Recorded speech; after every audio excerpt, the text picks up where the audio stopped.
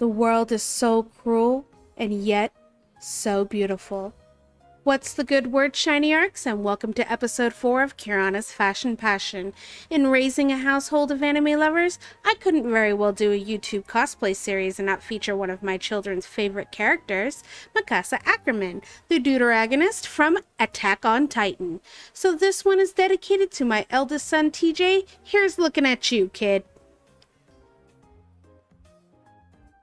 Welcome back to the salon, Shiny Arks. Now let's dive right into this look and begin with the eye patterns for both the left and right iris.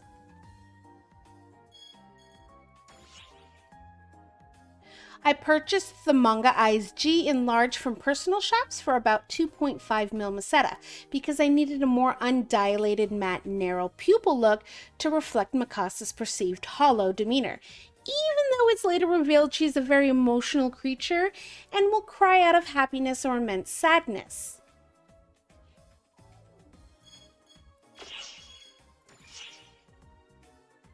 Her eye color is a soft grayish blue, and because of this we fell to about here on the color palette and desaturated the base color down to about here. Here it is at full saturation. Here it is at the desaturation. A little bit more gray than blue.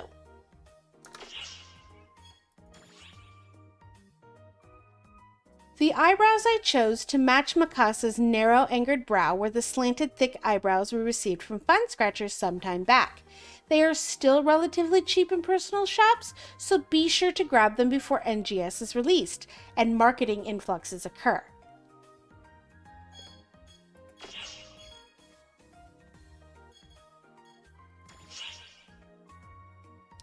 I increased the density of her eyebrows to 100%, so they were fully visible under her low-hanging bangs, and of course matched the color of her hair.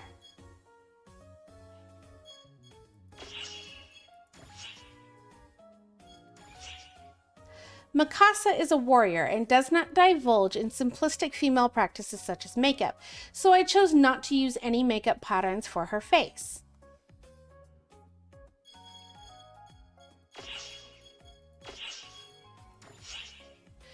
Moving on to hairstyles, the sharp, semi-long hair we got from Fun Scratchers in January are abundant in personal shops at this time and fit perfectly for my Mikasa cosplay.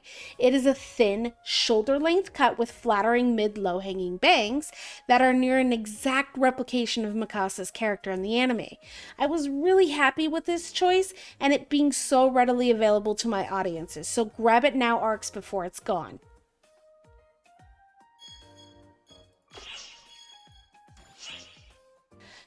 Mikasa's hair is a very mucky, dull off shade of brown and was a little difficult to eyeball on the color palette. I landed about here on the color palette and had to desaturate it all the way down here to get even close to Mikasa's hair color. You can go a little lower to match it more perfectly, but I needed some color in this poor woman's life.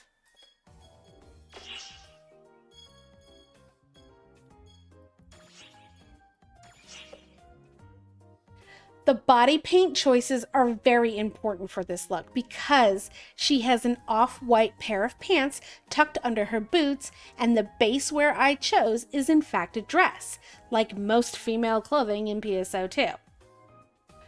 For body paint 1, I chose stockings in white because of its sheer opacity, and for body paint 2, I chose bulky tights in white.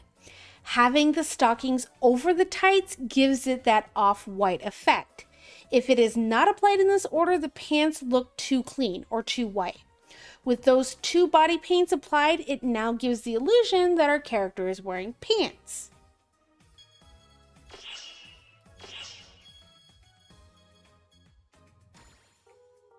We used layers to achieve this look. Shocker, right? For the inner, I chose Silence, Light, and Steel to give her a cute little translucent strap across her breasts. I chose the Bixla robe base, which is in black, and picked this base because it has those two perfectly placed belt-like thigh straps that is signature in the Titan Forces uniform. It also had high thigh boots with a cute little skirt that serves as a sash.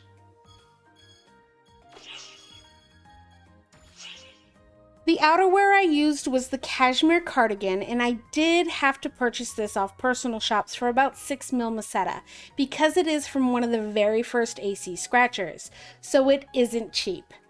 Unfortunately, it came in black, so I also had to use a color changing pass to match the thigh straps and the color of Mikasa's jacket in the anime.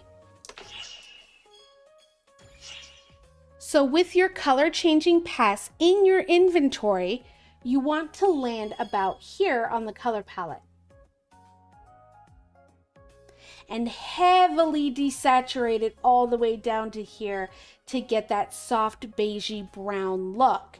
Here it is at full saturation, an ugly bright orange. Here it is back down to the soft desaturation.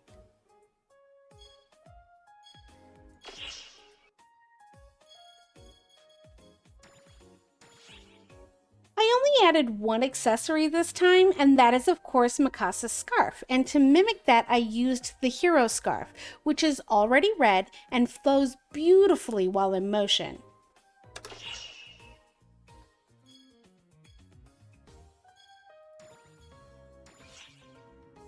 I did have to decrease the size, and here is where my RGB axes are. Yours might be different depending on your character's sizing.